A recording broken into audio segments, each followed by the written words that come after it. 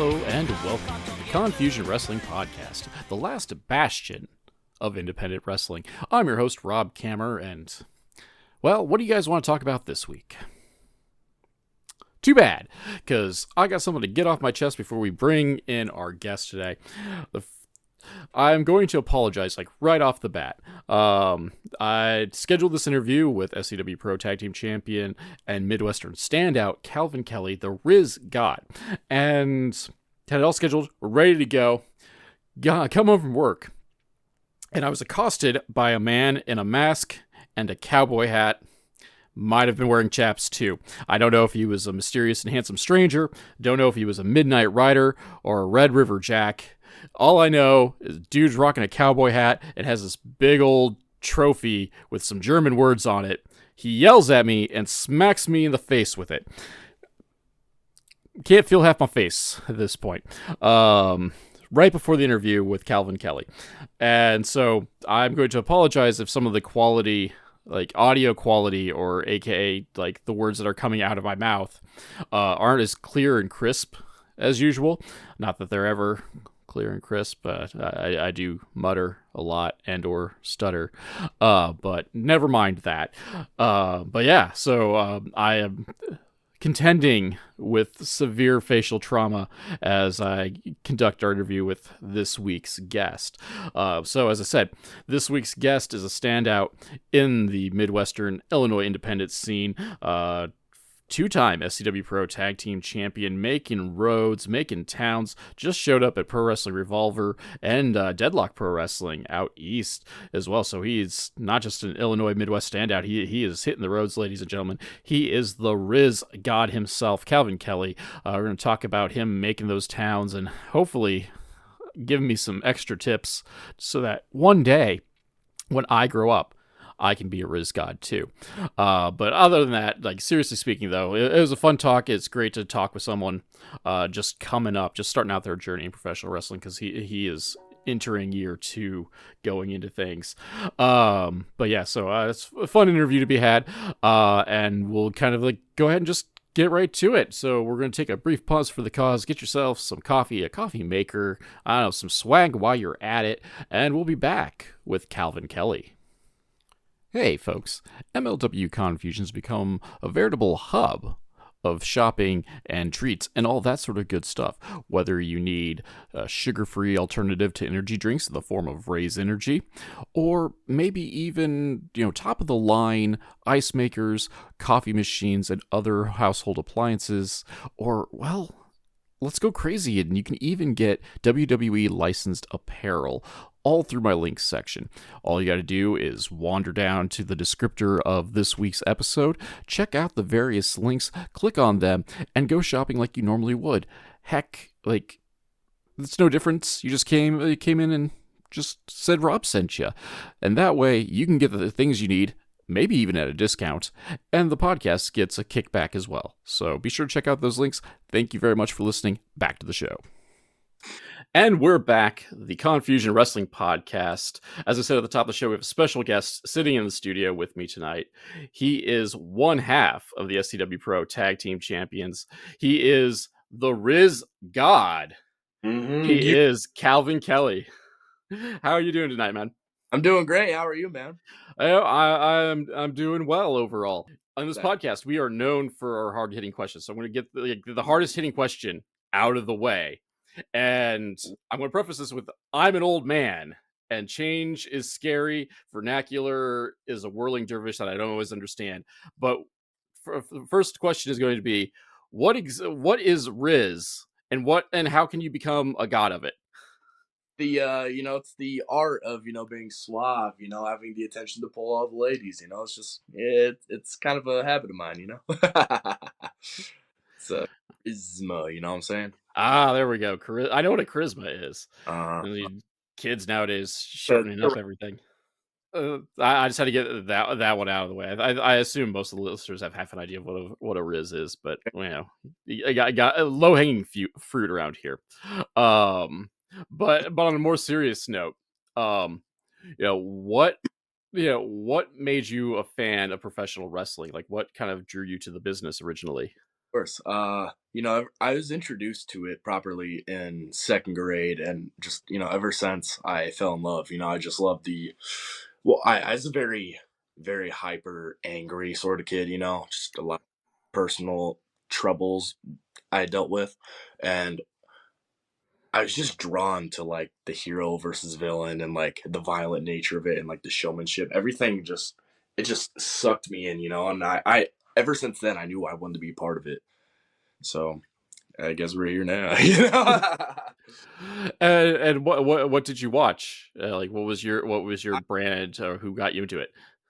A buddy of mine, back from school, he introduced me to WWE. So turned on Monday Night Raw next week, and I was like, dude, this kicks ass. You know what I'm saying? Just everything about it, the showmanship, the pyro, the larger in life personalities, just sucked me right in. It was fun to try all the moves with my buddies, on a spare mattress, whatever, at all the sleepovers, just try it out. Like all good children, ignoring the "don't try this at home" warnings that the WWE really tries to put out. Broken bones, torn Uh, muscles, dislocation, separations. Be smart, be safe. I can quote that word for word, but I never listened to it. oh, I mean, we don't. Like, I was throwing around my neighbors, throwing around my neighbors because I was the biggest one that wasn't my sibling in like the neighborhood. So I got to be like I got to be like, well, he wasn't the big show then. That's Yeah. again dating myself. But I got to be the giant because I was 6 inches taller than everybody else, and so I could choke slam him. Who were your who were you the biggest fan of getting into it? Originally, since it was like in 2011, I was big on guys like Cena, Mysterio, Orton, and then later in life, my coach now, Seth Rollins. I was big on Roman Reigns. Guys like AJ Styles. Just I watched a lot of WWE as a kid, but later on I started to branch out, learn more about Ring of Honor and like New Japan and stuff. So I slowly, taking bits and pieces everywhere, TNA, all that. Just had fun learning about all these new companies and new styles, new talent all over. You know what I mean? Oh no! I mean, WWE is like a starting point for everyone just because it's there. It's Yeah, it's it's cable. It's hard getting New Japan on TV. Who knows where TNA is at any given moment? So, but I think it's interesting that you kind of started your fandom like just as your well, your coach, and we'll get into that here in a minute, is started coming into the well, I guess we'll call it the mainstream at this point, because I can't remember. I know Shield was around 2012, so he would have been signed just about the time that, I mean, just signed in general. He still would have been in FCW, but about the first. time you're getting into thing. Remember, I got like a pack of trading cards. It was like fifth grade. I was looking through it. It said Seth Rollins, Davenport, Iowa. I was like, we can do this, dude. No way, And that was like an extra motivation. It's like, hey, he did it. I can do it too. Yeah, I mean, it's not that the Quad City metro area is like that small, but comparatively to where you think of, yeah, it's small. You don't think of like Eastern Iowa, Western Illinois having that many people, but it's Exactly. still like a very small town mentality. Noticing Seth Rollins, and obviously for those of you not to know, Black and Brave graduate, Seth Rollins, Merrick Braves Training Academy. So I'll ask kind of like a two-part question, and All right. you can answer it however you want to go through it.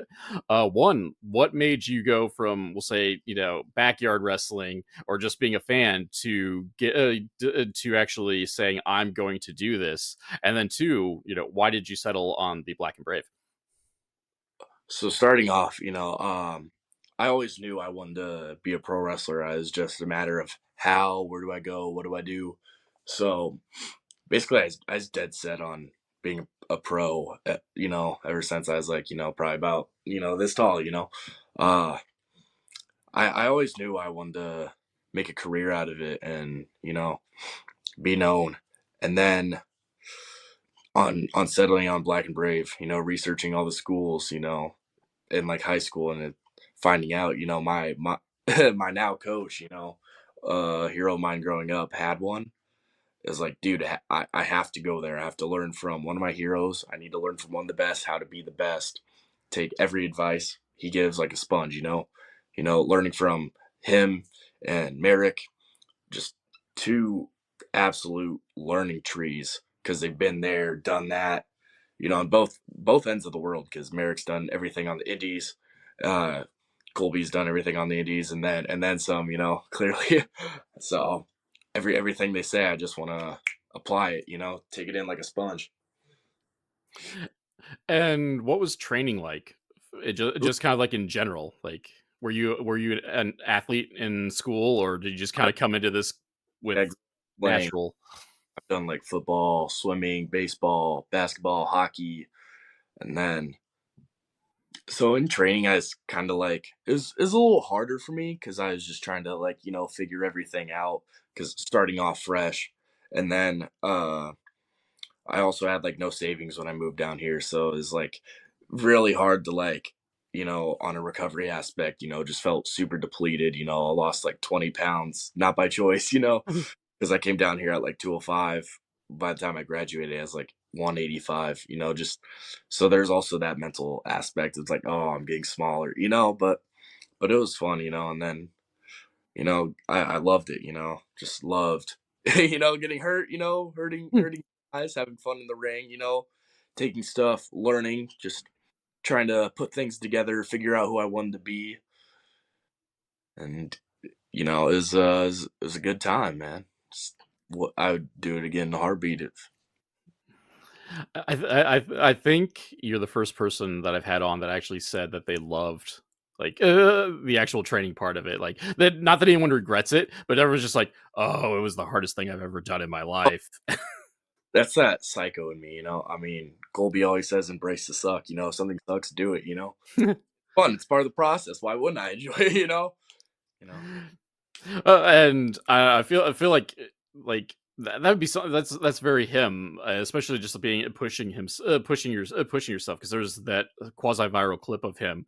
He's part of the Shield, and there was a triple threat match. I want to say, I mean, it's some variation. It was the Wyatts. Yeah. He got like the hot tag, and he's just a bloody pinball, just bouncing off the ropes and then into somebody, ropes again. I think he did like 4 or 5 tope suicidas in a row, and I just got winded like just watching him run the ropes, and like I didn't even have to do anything. It's crazy. So like I don't know, if you're taking after him, I could totally see him that's kind of his running bag. I tried Uh, everything. Just you know, just do anything and everything he did. That's what I want to emulate because if he says something, my head's like, yeah, no, he look where it got him. Why wouldn't I do that? and I've been told he's very giving with the advice and very good at picking out like, okay, why did you do X instead of Y, or just in general, why did you do Y, and kind of making you think things through, almost philosophically speaking. No, yeah, that's one of the best perks of Black and Brave. After you graduate, you get to send them your stuff, and then people are like, hey, maybe tweak that, do this, do instead of XYZ, try DEF. Yeah, no, it's he's such a great resource. Lots to learn from him. Sorry, my mind just blanked. DT, am I right? No, but yeah, no, it's really great because if you ask him like a simple question because you just can't find the words, he'll give you like at least 2 paragraphs out of it. So he'll give you a whole essay, and then it'll totally make you rethink everything you've ever known. Be like, you're right. Why didn't I do that? And it makes you better because of it. So nothing wrong. It's great that he continues to be a resource for everyone, and then it's like I think it's pretty rare just to have the level of success that he's had in the business and still being able to kind of like still be there, and then when his time kind of allows, because Lord knows he's on the road so much, and Oh yeah. like now he's like doing some NFL not NFL countdown, but some NFL show this next week. I think he's coming on. I don't know. It hit the news today. And then in your case, you've gotten to kind of, I don't want to say hang back, but you've become a fixture within SCW Pro, which has been kind of like one of the early stops for a lot of talent that goes through the Black and Yeah, Brave. So so you've gotten to kind of like continue to work with specifically Merrick, who's a big hand over there amongst the other fresh faces. So like coming into like SCW Pro and your first matches, like describe how that felt, especially as a fan, coming up from second grade on. it was well, like my first few matches in SCW. Like I knew where I wanted to go, but like I still wasn't quite there. And then like all the reps and all the shows SCW does, it helped me evolve. And what's most rewarding from that is because I remember there was a time in class, when I was just fucking up. There's no beating around the bush. I was just, not trying to like I was trying to like figure things out, but I wasn't really piecing things together, and I was like, it was a whole mess where I was at. And Merrick said something about, hey, you know is a nice little way to push me. He's like, I would not recommend you to any promoters. It's like a push, like, hey, keep working at it. You know what I mean? Like some good old tough love. And then for when Merrick told me, hey, I want you to be on SCW, it was very rewarding because there was a time, when he didn't want to, he said he wouldn't have promoted me or like recommended me to bookers to, and now the trying to find the words, uh, the fact he puts a lot of trust in me now, it's very rewarding, and it feels good to know that, hard work really does pay off. And it's really great because then even after, you have a match, talk to him about it. It's very nice, not like a nice little apprentice, and master kind of deal going on there. Just love the dude. Gives me good feedback, and just keep on learning. Well, I mean, obviously it's working out, and as you put it, he has has trust in you because you are current SCW Pro Tag Team Champion, but Best believe. two-time, if I'm correct. Yeah, this is our second reign. Say, I'm getting old and forgetful, but sometimes I remember how many title reigns people have, especially especially if it's only within the past like year. As I look around suspiciously, um, but so now my alarm goes off. Most professional podcast here. Um, that being said, so one, like being so early, like so early in your career, and then two, coming in like basically at home, what is it like having that success, having multiple tag team title reigns? Uh, well, like I said before, I think rewarding.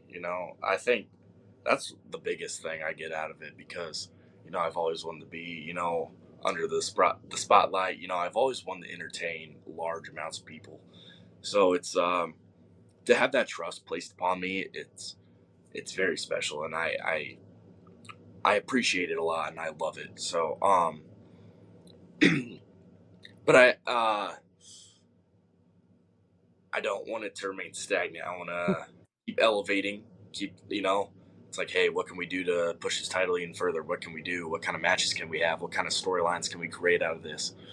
Um, Most importantly, it's like, dude, this is awesome. Let's have some fun, because wrestling fucking rules. So You talk about pushing it and seeing where the title goes. We'd be remiss if we didn't talk about your title victory, at least the second time around, coming from a ladder match. yeah. Have you done a ladder match prior to that? What's that? Have you done a ladder match prior to that? Not since. I've had like stipulation matches where there's like weapons involved and stuff, but not a straight up ladder match. Excuse me. That match was a lot of fun because all of us, we gave it our all out there, and just like the constant storytelling throughout that match of who's gonna grab it. There's all this animosity now. At first it was just, oh, these new guys want to grab and take the titles away. Now it was more personal. So like if you're looking at the end where I rip off T Gray's mask and he falls, to his inevitable doom, I took a little piece from the Orton and Cena match in 2013 because I knew, had that in the bag. just stand there, soak it all in, let the booze rain down because to show that arrogance and the fact I know I got it, rain it down on me, give me your worst, and then taking the titles, so rewarding. Just cinema. You know what I mean? So rubbing it into everyone's faces because Wildwood is a little bit rougher than the traditional Oh, SCW Pro crowd, just because it's technically in a saloon, so we got to watch the age limit and stuff. well, Um, push the boundaries a little more. So it's always fun to see what we can do at that venue. Oh, and they got the high ceiling, so you can have a proper ladder match and not, not be at no slag intended to the Bluegrass Community Center, but So if you're in the ring, the, like, or on the top rope, like, you could probably just nab anything attached to the ceiling as it is. You said this is kind of like your first, the ladder match is your first, we'll call it outside of the box stipulation match, one that wasn't just, oh, here's weapons, go to yeah. town. How does that affect your preparation, and like how were your nerves any different going into a match like that compared to Well, just before every match, I get hardcore brawl? nerves. Whether like even if it's a match where I know I'm super comfortable with, where it's like, yeah, no, I fully dialed in on this one. I know for a fact, well, maybe not know for a fact, but it's like, yeah, I'm like 90% sure nothing's gonna go astray or whatever. Um, you get the nerves there, but most importantly, it's all mental. It's like, all right, it's setting on you, but that's a good thing because if there's no nerves, like what's the point? Because the nervousness and like the chills you get is a good thing because it means you care. You want to give a good product. So really, the whole thing with that match was all right. We have a good baseline. Let's create some stories out of it. Let's put on a good show for the people who paid their money to see this. So yeah, there's a lot of all right. Let's prep. Let's come up with some cool stuff. Let's make it all make sense. And yeah, just we just ended up balling out, having a good time. Well, and they had enough faith that that the ladder match was the main event, and was featured kind of quite a bit in like the extraneous promotion around it too. They even dedicated to an episode of At Home to build up the ladder match by showing the best ladder matches prior to Nice your little match. So hey, you've seen like it that, before. What's gonna happen at the next one? but we kind of jumped over, we'll say, kind of the formation of the Yeah. your tag team, Risky Business, with Cash Kennedy. So how did that team come together? Well, believe it or not, we actually did. We teamed like one off right before that at Rugged a couple months before, and then one day, Mayor came up to us and said, "Hey, I want you two to be a team," and because I think we would have some there, two, not to toot my own horn a little bit, but two good-looking cats that just naturally are good at pissing off the crowd. So it's like rubber and glue, throw it, stick, So plus me and him we're already good friends before that, so and would train together, whatnot, crack jokes with each other and whatnot. So I was like, hey, let's make this more official because you guys had that one match, you guys did pretty well. Just collaborate, do more, So we just kind of ended up teaming together, and yeah, no, me and Peyton, me and Cash's natural, charisma each just kind of blended well together, and it like meshed, and now we have this awesome risky business deal. So And I mean, and this is not just a strictly SCW Pro act. You guys are traveling the Midwest with Risky Business, Strictly Business. Um, growing pains with the name wise. At least it turned out better than yeah, now I'm blanking on their name, but Nico Klein and MFG Partners in Rhyme. There we go. Like, they went through like yeah, 6 variations of that before they settled on anything. But speaking of Nico, so Cash had already had some tag team success prior as well with Nico Klein as partners that rhyme the remix. So you already kind of like wandered into a partnership with someone who's I already had a little bit more experience on that Yeah, no, front. that was a really nice help because he already had done plenty of tag matches. I haven't had too much at that point, and so he kind of like helped me with that. Like, hey, think about it this way, work towards the tags, all that, yada yada. You know what I mean? So he was a big help in me formatting a lot of the tag matches we do. So Well, it's extra brains to bounce ideas off of, and you go from two folk plus whomever's coaches and other backstage personnel to four guys to bounce ideas off of. Like it gives you a little bit more options to perform with, or as Mike Quackenbush would say, think of each person as a color, and you're making a painting. But but kind of moving from we'll say the structure of SCW Pro, I do want to talk about Iowa Underground. Just because one, it's nearby, and then two, it's I have yet to be able to go because it's never just jived with my schedule. But for those of you listening at home, Iowa Underground, just they fight in a bar. It's literally a bar fight. There's no ring. They just fight all across the bar slash club, whatever you want to call games. So how different is that to go from like we'll say like the structure of just your standard wrestling like ring and arena to say Iowa Underground where there's no ring and things are just everywhere. well, so far we've done two, looking to get some more in, but it's interesting because you want to make it more, violent and like, because it's two separate audiences. With like the arena and the ring shows, you have people who are already aware of wrestling. They know about Raw, SmackDown, Dynamite, TNA, Ring of Honor, all that. And then with this, it's drunk college kids for fucking violence. So with a little bit of them sprinkled in. So you can't be like you gotta like casual it a little bit, but have like the sprinkles of like, your like hardcore matches from like GCW, ECW. You want to bring that violence in a way that would make sense for them. You know what I mean? Because they're like this kind of crowd would only know like they know like the Rocks, maybe Roman, Hogan, Austin. They're not gonna know. Oh, look at that driver and that splash. All that stuff.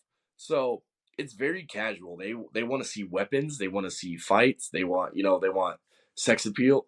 Ha, they just want to ball out and have a fucking party. So they want to get drunk, watch some shit break, watch some people throw hands, and yeah, they're there for a good time because they don't necessarily know pro wrestling, but they know violence. And they love the party. So far Iowa Underground has been in Iowa City, which is a college town. Just for the I didn't explain that going into either. But no, it's like there's not a whole lot out there that's quite like at Yeah. least So atmospherically like like Iowa Underground. I think like I am all for new and different because I think there's a niche for everything, and if you can find a way to stand yeah, out, that might keep you in business. That might just keep you in business, if not actually make you successful. there's too many no ring shows, so it's very unique, and especially in like a college party city like Iowa City. It's a good market to tap into because like when we go to Wildwood, it's still kind of the same audience, and Wildwood is a little away from downtown, so um this is a whole new market we could tap into that wants some rated R action because Wildwood is like PG, maybe PG-13 at times, but this is a new area to try shit. Get more aggressive, be more violent, you know, flaunt it a little more. Just go out there in a different way. Push the envelope a little bit. It's a fun puzzle to play with. I was gonna say, and I was gonna ask about like the challenges of again the ring is very confined, whether it's 12, 16, or 20, and at Gabe's you have the run of basically at least the entire first floor. Like how does that what's it like going from again just that confined space to just having the freedom to roam? It's I'd say just apply what you can do in the ring, but do it anywhere else. Like the first our first show we did at the Dandelion, small little breakfast like bar down in Iowa City downtown. I wrestled Tarly that night, and she's done these type of shows a lot, so she was a great help. And so let me think here. It was like because at that point I've never done one of those, so she kind of helped me guide through and be like, hey, you know, let's just have fun with it. Let's mainly focus on strikes in the match. And in that match too, Tarly does the whole, she kind of does a Riz thing too. She draws people in. She's gorgeous. She kind of does that whole you know, she's kind of like a Riz God herself. You know what I mean? That match at Dandelion, we were trying to Riz each other up to like overtake the other, if that makes sense. Trying to like, suck him in with the charisma, then give like an insane blow. Just use our sex appeal to get an upper hand. So that was a very fun match to do. Like there was a point where she gave me a lap dance, then she switched it, then I gave her a lap dance, but then we were like, are we falling in love or are we beating the absolute crap out of each other? It was very interesting. So yeah, a lot of focus on just the violence, especially with the weapons and walking around, the crowd interaction that's there to party instead of bumping on concrete. It's like, hey, let's fight. And it's interesting you brought up Tarly, because I mean, in addition to being at games, but intergender wrestling doesn't always have the Yeah. best, like, I don't know, we could say crowd support, like like, you know, what's it, I guess I don't want to just keep going Yeah. like what's it like, but I don't always talk to a lot of people who's has this intergender experience. So like how does, in addition, with the exception of her also being a Riz goddess, like how does that kind of affect like going into it as well? And did you expect like any sort of like backlash either from the crowd or Uh, from, God forbid, the well, in this boys? case, I was hoping for that because it's like, whoa, why is he beating on a woman? But like since it was a rated R type show, um, naturally they were going to be behind her. She has that goth party thing that they all were going behind. So it made my job easier. But yeah, no, it's really just another puzzle to solve. It's like, hey, how can we do this where we both look good, where, we can make it believable, you know, you're going over me, yada this, yada that. It's just another puzzle, just have to find the right pieces. And like underground was a perfect environment for it because it's violence. There's weapons everywhere. She's a party chick, and they have that. She has that vibe they were looking for, so she naturally had their support. While I was, kind of being a slightly misogynistic, douchebag. So, so I'd say in crowds like that where it's more rated R and you can push the envelope, it's a little easier to do. And I didn't stop to think of like in a no rules environment that kind of takes away some of like, I guess we'll call it the shortcomings in storytelling that a lot of folks that don't like the intergender Yeah. think, because she can get a pool cue, like if there's that much of a size difference, well she can now have a pool cue, like that's an equalizer, and well, openly encouraged in the underground. um but go doing like a 180 on the topics though, because of the, we'll say, the intimate nature of underground. Like, do you like ever worry about, we'll call it, negative fan involvement of just someone deciding that they need to be either part of the show or that they can just, you're a pretty boy, they can kick your ass too? Uh, no, no, not really. Just because I guess in the way I was thinking about it, it's like, hey, the more wild, the more ruckus they're putting on, it means the better we're doing. Like like at this last show at Gabe's, me and Cash kind of, it was kind of a mold breaking match. Not typically just bad versus good. We came out, they were rocking with us because we're kind of hot. No, we're two sexy cats coming out. They're partying with us. We're coming out to sub me out too by NLE Choppa. Who's getting our sexy on, and then Drake Holloway and Tori Fox came out, and they had their support too. So it's like, ooh, something's got to give.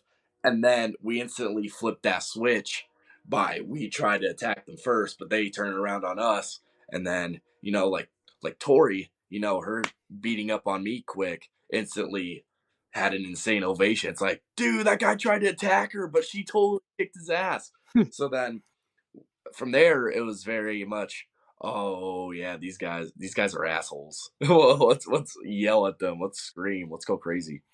That's great. That's like that's the crowd I love. Like in any professional wrestling setting, I will like TMI bore the listeners at home. But my favorite SCW Pro show that I've ever gone to was at the beer stube in Moline, Illinois, back when it was open. It got invaded by a wedding party, like a bachelor's, like a conjoined bachelorette party. Like they rented out like one of the rooms in the Black Hawk, but like the ballroom in the Black Hawk, but it Yeah, wasn't ready yet.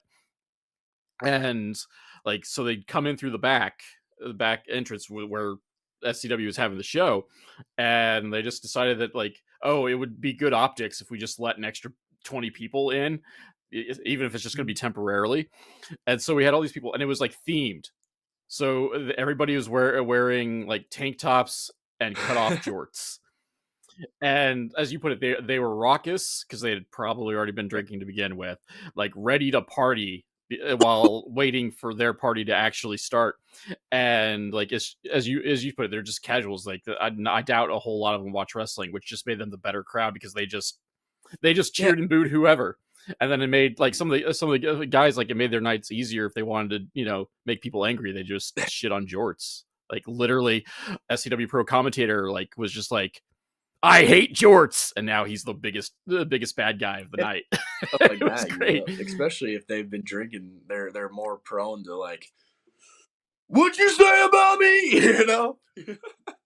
Like they were just that right level of drunk where they were integral to the energy of the show. But they did, I mean, yes, they technically overshadow, but they didn't overshadow like matches themselves unless someone like pointed and yelled at them or insulted jorts. Like they didn't hijack it per se.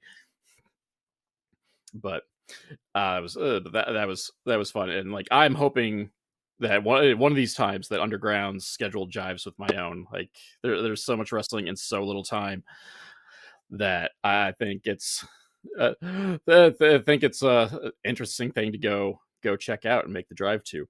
But moving on from kind of SCW Pro and Underground, like where else have you been kind of running around the state of Really, Illinois? anywhere and everywhere. Like we've done MCW, AAW have helped out that at freelance. Gone to there's homegrown Zawa. Illinois is just a hotbed. There's lots to go. There's lots going on over there. Also, I've gone to St. Louis area. I've done Anarchy, PWE. Um, done barn shows in South Illinois. That's what we've been doing the past couple Anarchy shows. Do like a barn show for around 10 people, stay at our buddy's place, and then do Anarchy the next morning. Which we got another one of those coming up. So very excited for that. But I'm just trying to go anywhere and everywhere. Recently, helped out at Revolver over in Ohio. Uh, Last Sunday, actually. Rocking the tee right now. What drove to North Carolina for the for DPW. Got to see all the guys. Got to see Paul's Blood and Tony Pizza guy. Love those guys. We had a show in Illinois at Iron Spirit, and then just drove the night straight through.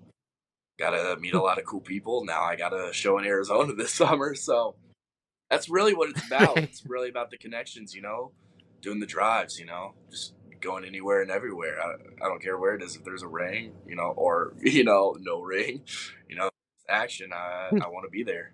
I want to meet anybody, meet everybody, do anything and everything.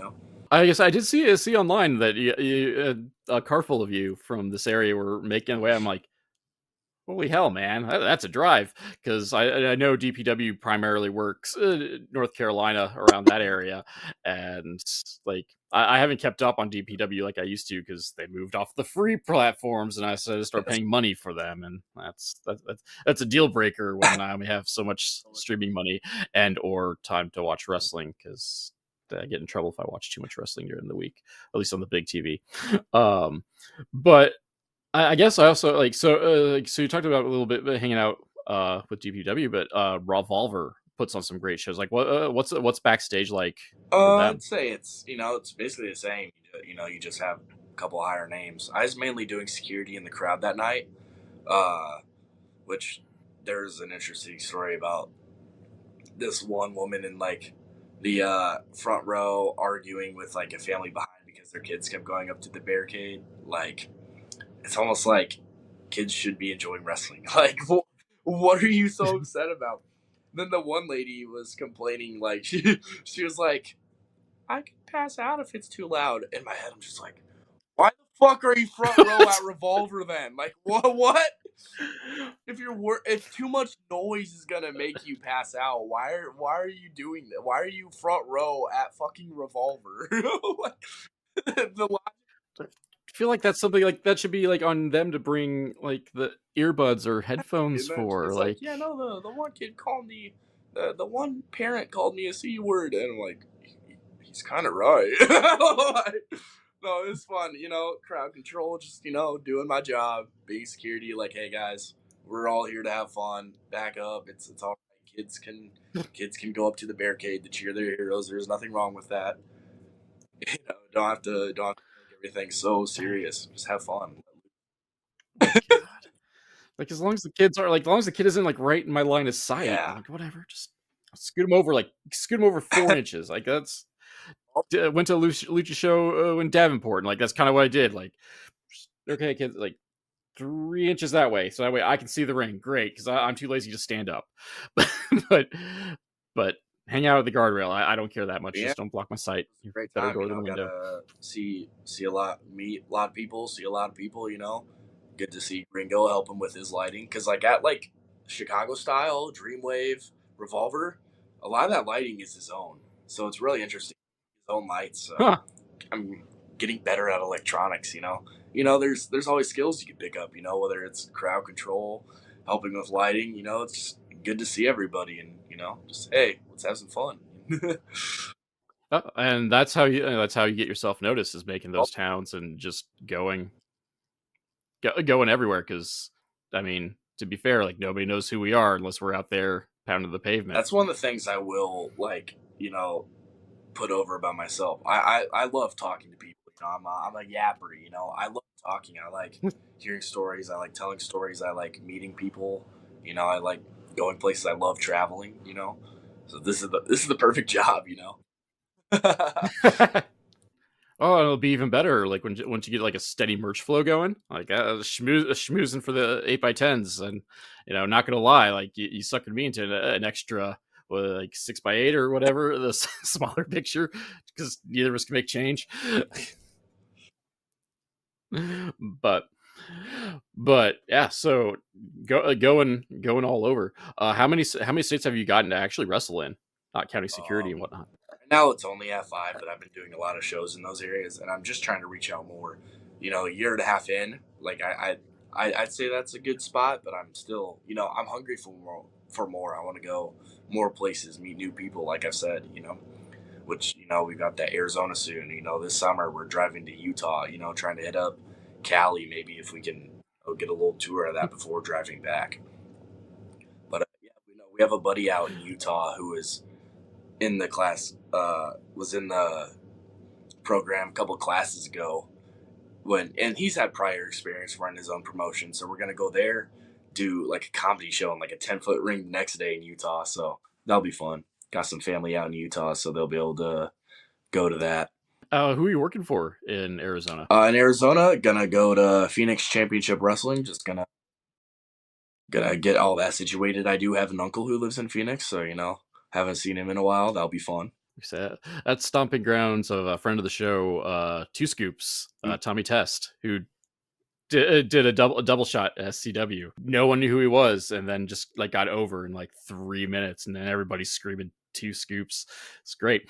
But yeah, that's his stomping ground. So are you taking the tag titles from him? Shit, I'll have to see. I'll be like, hey guys, who wants to come to you know? I know the Phoenix Championship show is on a Saturday on the 12th, so I'm gonna try to see if there's something before that because I'll be there for like a couple days before I fly back Sunday morning. So, well, we'll just see what we can get out of it. I'm super excited to go out to Arizona. I haven't been since I was 6, so that'll be fun going out to Phoenix. Uh, Again, meeting more people, just having a good time. Enjoy the warm weather while I'm down there. Maybe catch a lift with my uncle because he used to do pro bodybuilding, so gotta catch up. There you go. I say new crowds, new workers. That's again, that's the key to success of these early times.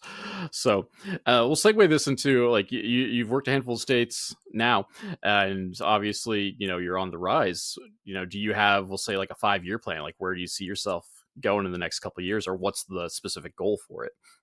I guess when it comes to like goals and plans, I want to do anything and everything. Like I don't have a like a set end goal. You know what I mean? Like you'll have a lot of people go, I want to go to WWE. Okay, then what? You have people that'll be like, oh, on a main event WrestleMania, but then what? You gotta keep elevating. So what I want to leave behind, my end goal is a legacy because with the legacy you can continue building onto it. You can add all the accolades in there because I do want to be in WWE one day. I do want to do all that, but most importantly, I want to go anywhere, everywhere. I want to do every single thing I can possibly do. So I want a legacy that I can build on. That way, I can keep on entertaining the fans. Be financially stable off wrestling one day. Get that money. Get that notoriety. But that's the biggest thing right there. I want a legacy to leave behind because when I'm there's only real one end in life, and that's ultimately death. When I'm gone, I want people to look back on my career and enjoy what I have put because I want to leave everything out in the ring. You know, I want to give it my all. That way, one day people can be like, "Wow, he really did all that, huh?" You know what I mean? No, and I fully agree. That's the I half jokingly have said in the past that the only true immortality is being able to leave a legacy behind, have people know who you are after you've gone. So, and we're looking at the first steps now, and next steps for that. We'll segue this into kind of our outro. So, the best way to do that is to network. So, where can everybody find you on the interwebs and/or get merchandise or recommend you to promoters? Well, you can follow me on Instagram and X at the same account called at the Calvin Kelly. I am on TikTok as well called Calvin the Kelly. Maybe an underscore in there. If you just look up Calvin the Kelly on TikTok, you'll find me. I do have a YouTube channel with some of my matches as well, Calvin Kelly Pro, and those are my socials, man. And where can we find you up in the coming weeks to meet you at the merch table or just watch you work? Tomorrow, as of this recording, we're gonna go down to Chicago style. We got an SCW show out in Byron on Saturday. Then